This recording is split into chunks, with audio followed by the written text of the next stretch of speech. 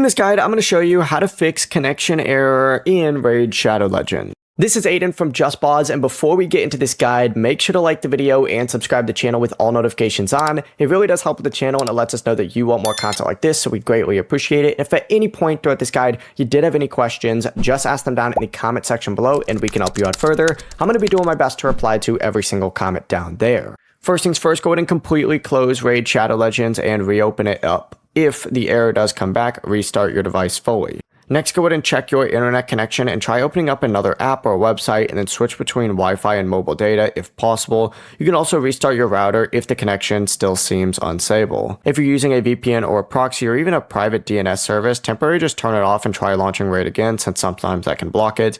And also make sure that Raid Shadow Legends is updated to the latest version from either the App Store, the Google Play Store, or Plarium Play.